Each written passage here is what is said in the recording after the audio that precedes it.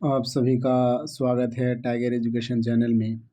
आज मैं आप लोगों के लिए जीके के महत्वपूर्ण प्रश्नों को सिलेक्ट करके लाया हूँ, जो कि कई बार कॉम्पिटिटिव एग्ज़ाम में रिपीट हुए हैं और आगे भी 100% पूछे जाने की संभावना है। तो आप इस वीडियो में अंत तक बने रहिए ताकि उन महत्वपूर्ण प्रश्नों को आप भी देख सकें, और इनमें से अगर किसी प्रश्न को आप नहीं जानते हैं तो उनको कॉपी में नोट कर लेंगे, ठीक है। अगर किसी प्रश्न का उत्तर अगर आप जानते हैं तो उसका उत्तर आप कमेंट बॉक्स में ज़रूर देने का प्रयास करेंगे। तो चलिए बिना देरी के स्टार्ट करते हैं। आज का हमारा जो पहला प्रश्न है, परमाणु संख्याओं के आधार पर तत्वों को विभाजित किसने किया? परमाणु संख्याओं के आधार पर तत्वों को विभाजित किसने किया? अगर हम परमाणु संख्याओं के आधार पर तत्वों के विभाजन की बात करें तो तत्वों का विभाजन किसने किया? मोस्ले ने किया, यानी ऑप्शन नंबर डी इस प्रश्न का बिल्कुल सही उत्तर हो जाएगा, ठीक है। आज का जो हमारा जो नेक्स्ट प्रश्न है, O2 का उपयोग करके पाइरूवेट का विभाजन कहाँ पर होता है? O2 का उपयोग करके पाइरूवेट का विभाजन कहाँ पर होता है? अगर हम इस प्रश्न के सही उत्तर की बात करें तो इस प्रश्न का सही उत्तर सेंट्रोसोम हो जाएगा, यानी कि ऑप्शन नंबर बी इस प्रश्न का बिल्कुल सही उत्तर हो जाएगा, ठीक है। क्योंकि O2 का जब हम उपयोग करेंगे तो पाइरूवेट का विभाजन कहाँ पर होगा? सेंट्रोसोम पर होगा, यानी कि ऑप्शन नंबर बी इस प्रश्न का बिल्कुल सही उत्तर हो जाएगा, ठीक है। आज का जो हमारा जो नेक्स्ट प्रश्न है, पुरुषों में किस हार्मोन के कारण द्वितीय लैंगिक लक्षण दिखाई देती हैं? पुरुषों में किस हार्मोन के कारण द्वितीय लैंगिक लक्षण दिखाई देती है? और हम पुरुषों में हार्मोन की बात करें जिसके कारण द्वितीय लैंगिक लक्षण दिखाई देते हैं तो इस प्रश्न का सही उत्तर क्या हो जाएगा? टेस्टोस्टेरोन, यानी कि ऑप्शन नंबर बी इस प्रश्न का बिल्कुल सही उत्तर हो जाएगा, ठीक है। यानी कि टेस्टोस्टेरोन के कारण ही पुरुषों में द्वितीय लैंगिक लक्षण दिखाई देते हैं, ठीक है। आज का जो हमारा जो नेक्स्ट प्रश्न है, आपके लिए मैं महत्वपूर्ण और टॉप सिलेक्टेड प्रश्नों को ही कवर किया हूँ, ठीक है, जो आपके एग्ज़ाम में 100% पूछे जाने की संभावना है, ठीक है। तो जो इनमें से प्रश्न आप जानते नहीं हैं उसको आप नोट कर लेंगे ताकि आप बाद में एक बार आप रिवाइज करके उन प्रश्नों को भी याद कर सकें, ठीक है। आज का हमारा जो नेक्स्ट प्रश्न है, आधुनिक आवर्त सारणी के 17वें समूह में किसे रखा गया है? आधुनिक आवर्त सारणी के 17वें समूह में किसे रखा गया है? अगर हम 17वें समूह की बात करें तो 17वें समूह में किसे रखा गया है? हैलोजन को रखा गया है, यानी ऑप्शन नंबर ए इस प्रश्न का बिल्कुल सही उत्तर हो जाएगा, ठीक है। आज का जो हमारा जो नेक्स्ट प्रश्न है,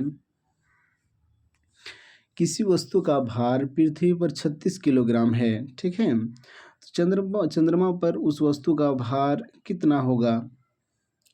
अगर मान लीजिए किसी वस्तु का भार पृथ्वी पर 36 किलोग्राम है तो चंद्रमा पर उस वस्तु का भार कितना होगा? यानी कि 1/6 हो जाएगा, ठीक है। किसी वस्तु का भार अगर पृथ्वी पर 36 किलोग्राम है, ठीक है, तो उसका जो है जब चंद्रमा पर उसको ले जाएगा तो 36/6 हो जाएगा, 1/6 हो जाता है तो 6×6 = 36, यानी कि 6 किलोग्राम हो जाएगा, यानी ऑप्शन नंबर डी इस प्रश्न का बिल्कुल सही उत्तर हो जाएगा, ठीक है। आज का जो हमारा जो नेक्स्ट प्रश्न है, स्थितिज ऊर्जा किसके बराबर होती है? स्थितिज ऊर्जा किसके बराबर होती है? अगर हम स्थितिज ऊर्जा की बात करें तो स्थितिज ऊर्जा किसके बराबर होती है? FGH के बराबर होती है, यानी ऑप्शन नंबर बी इस प्रश्न का बिल्कुल सही उत्तर हो जाएगा, ठीक है। आज का जो हमारा जो नेक्स्ट प्रश्न है, ग्वाइटर रोग किसकी कमी के कारण होती है? ग्वाइटर रोग किसकी कमी के कारण होती है? अगर हम ग्वाइटर रोग की बात करें तो ग्वाइटर रोग आयरन की कमी के कारण होती है, यानी कि ऑप्शन नंबर सी इस प्रश्न का बिल्कुल सही उत्तर हो जाएगा, ठीक है। आज का जो हमारा जो नेक्स्ट प्रश्न है, दूध के अम्लीकरण को रोकने के लिए किसका प्रयोग किया जाता है? आपने अक्सर देखा होगा कि दूध को हम कुछ देर रखते हैं तो अम्ल यानी कि खट्टा हो जाता है, तो उस अम्लीकरण को यानी कि खट्टेपन को रोकने के लिए किसका प्रयोग किया जाता है? तो हम दूध के अम्लीकरण को रोकने के लिए किसका प्रयोग करते हैं? बेकिंग सोडा का प्रयोग करते हैं। यानी ऑप्शन नंबर सी इस प्रश्न का बिल्कुल सही उत्तर हो जाएगा। ठीक है, जो टॉप सिलेक्टेड प्रश्न है उन्हीं को मैं आपको लिए लाया हूँ। टॉप वीवीआई जो प्रश्न है, ठीक है, जो आपके लिए, आपके एग्जाम के लिए बहुत ज़्यादा उपयोगी होने वाला है। ठीक है, तो आइए आज का हमारा जो नेक्स्ट प्रश्न देखते हैं। ओ का आणविक द्रव्यमान यानी ऑक्सीजन का आणविक द्रव्यमान कितना होता है? ऑक्सीजन का आणविक द्रव्यमान कितना होता है? अगर हम ऑक्सीजन के आणविक द्रव्यमान की बात करें तो ऑक्सीजन का आणविक द्रव्यमान कितना होता है? 32 होता है। यानी कि ऑप्शन नंबर डी इस प्रश्न का बिल्कुल सही उत्तर हो जाएगा। ठीक है, आज का जो हमारा जो नेक्स्ट प्रश्न है, अनुवांशिकता के सिद्धांत का प्रतिपादक कौन है? अनुवांशिकता के सिद्धांत का प्रतिपादक कौन है? अगर हम अनुवांशिकता के सिद्धांत के प्रतिपादक की बात करें तो अनुवांशिकता के सिद्धांत के प्रतिपादन किसने किया? ग्रेगर मेंडल ने किया। यानी कि ऑप्शन नंबर बी इस प्रश्न का बिल्कुल सही उत्तर हो जाएगा। ठीक है, आज का जो हमारा जो नेक्स्ट प्रश्न है, सीनेबार किसका अयस्क है? सीनेबार किसका अयस्क है? अगर हम सीनेबार की बात करें तो सीनेबार किसका अयस्क है? पारा का अयस्क है। यानी कि ऑप्शन नंबर डी इस प्रश्न का बिल्कुल सही उत्तर हो जाएगा। अगर आप इनमें से किसी प्रश्न का उत्तर नहीं जानते हैं तो कॉपी में उसको नोट कर लेंगे। ठीक है, ताकि आप बाद में एक बार रिवाइज करके उस प्रश्न को याद कर सकें। आज का जो हमारा जो नेक्स्ट प्रश्न है, पौधों में खाद्य का भंडार कहाँ पर होता है? पौधे में खाद्य का भंडार कहाँ पर होता है? यानी कि भोजन कहाँ पर संचित रहता है पौधे में? अगर हम इस प्रश्न के सही उत्तर की बात करें तो इस प्रश्न का बिल्कुल सही उत्तर हो जाएगा उसके बीज में। यानी कि ऑप्शन नंबर डी इस प्रश्न का बिल्कुल सही उत्तर हो जाएगा। ठीक है, आज का जो हमारा जो नेक्स्ट प्रश्न है, संवेग का यह सही मात्रक क्या है? संवेग का यह सही मात्रक क्या है? अगर हम संवेग के असही मात्रक की बात करें तो संवेग का असही मात्रक क्या हो जाएगा? किलोग्राम मीटर पर सेकेंड। यानी कि ऑप्शन नंबर ए इस प्रश्न का बिल्कुल सही उत्तर हो जाएगा। ठीक है, आज का जो हमारा जो नेक्स्ट प्रश्न है, ऊर्जा का व्यावसायिक इकाई क्या है? ऊर्जा का व्यावसायिक इकाई क्या है?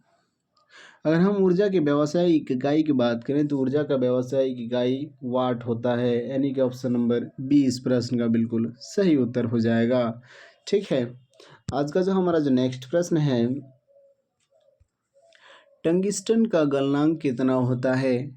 टंगिस्टन का गलनांक कितना होता है? अगर हम टंगिस्टन के गलनांक की बात करें तो टंगिस्टन का गलनांक 3422 डिग्री सेल्सियस होता है। यानी कि ऑप्शन नंबर डी इस प्रश्न का बिल्कुल सही उत्तर हो जाएगा। ठीक है, आज का जो हमारा जो नेक्स्ट प्रश्न है, अणु शब्द का प्रतिपादक कौन है? अणु शब्द का प्रतिपादक कौन है? अगर हम अणु शब्द की बात करें तो अणु शब्द का प्रतिपादक कौन है? डेमोक्रिट्स। यानी कि ऑप्शन नंबर बी इस प्रश्न का बिल्कुल सही उत्तर हो जाएगा। ठीक है, आज का जो हमारा जो नेक्स्ट प्रश्न है, मेंडलीफ की आवर्त सारणी में कौन सा तत्व एक निश्चित स्थान नहीं पा सका? मेंडलीफ की आवर्त सारणी में कौन सा तत्व एक निश्चित स्थान नहीं पा सका? यहाँ पे निश्चित मिस्टेक हो गया है, ऐसे निश्चित होगा। ठीक है, तो मेंडलीफ के आवर्त सारणी में कौन सा तत्व एक निश्चित स्थान नहीं पा सका? यानी ऑप्शन नंबर 17 का बिल्कुल सही उत्तर हो जाएगा, हाइड्रोजन। ऑप्शन नंबर डी इस प्रश्न का बिल्कुल सही उत्तर हो जाएगा। ठीक है, आज का जो हमारा जो नेक्स्ट प्रश्न है, कॉपर के एक अणु में कितने परमाणु होते हैं? कॉपर के एक अणु में कितने परमाणु होते हैं? अगर हम कॉपर के एक अणु की बात करें तो कॉपर के एक अणु में 6.02 इंटू 10⁻23 परमाणु होते हैं। यानी ऑप्शन नंबर ए ही इस प्रश्न का बिल्कुल सही उत्तर हो जाएगा। ठीक है, आज का जो हमारा जो नेक्स्ट प्रश्न है,